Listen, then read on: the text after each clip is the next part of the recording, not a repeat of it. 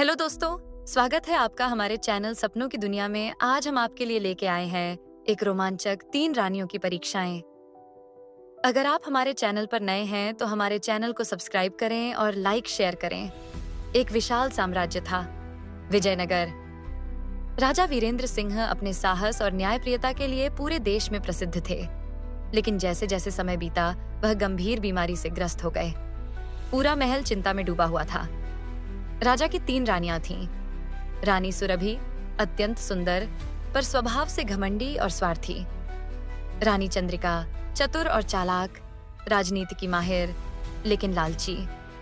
रानी आर्या साधारण रूप रंग वाली पर दिल से दयालु और निस्वार्थ। राज्य में यह चर्चा थी कि राजा की बीमारी केवल सच्चे प्रेम और त्याग से दूर हो सकती है। तभी एक दिन राजमहल में एक रहस्यमयी साधु प्रकट हुआ। साधु की आंखें चमकती थीं और उसके चेहरे पर गहरी शांति थी। उसने कहा, राजा की बीमारी कोई साधारण रोग नहीं है, यह उनके भाग्य की परीक्षा है।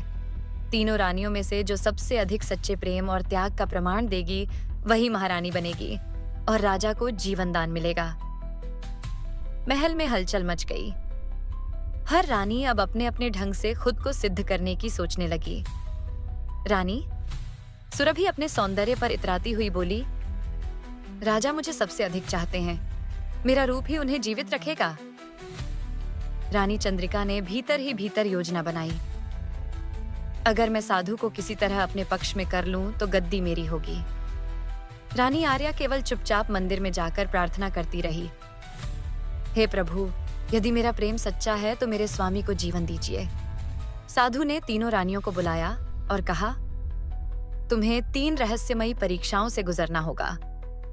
एक जादुई दर्पण के सामने तीनों रानियां खड़ी हुईं। सुरभि को अपने भीतर स्वार्थ और ईर्ष्या दिखाई दी। चंद्रिका को लालच और चालाकी की छाया दिखी। आर्या को निर्मल प्रेम और त्याग की छवि दिखी। एक अग्नि से भरे मार्ग पर चलना था। सुरभि डरकर भाग खड़ी हुई। चंद्रिका ने चालाकी से बचने की कोशिश की, लेकिन असफल रही। आर्या निडर होकर चली और लपटें कमल के फूलों में बदल गईं। 3 घड़े रखे थे, एक में जहर, एक में पानी और एक में अमृत। सुरभि ने जहर चुना, चंद्रिका ने पानी। आर्या ने प्रार्थना कर सही घड़ा उठाया, उसमें अमृत था। जब आर्या ने अमृत राजा को पिलाया और वह स्वस्थ हो उठे, तब साधु ने सबके सामने एक रहस्य खोला। मैं कोई साधारण साधु नहीं हूं, मैं राजा का पुराना मित्र और रक्षक हूं। वर्षों पहले मैंने वरदान पाया था कि संकट की घड़ी में मैं सच्चे प्रेम को पहचान पाऊंगा। आज यह सिद्ध हो गया कि महारानी केवल आर्या ही बन सकती है। अंत और सीख। राजा ने तीनों रानियों को देखा। सुरभि अपनी सुंदरता पर शर्मिंदा हुई। चंद्रिका की चालाकी उजागर हो गई। आर्या का त्याग और प्रेम सबके सामने चमक उठा।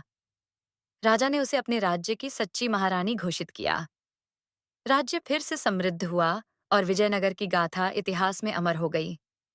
सच्ची शक्ति न सौंदर्य में है, न राजनीति में, बल्कि प्रेम और त्याग में है।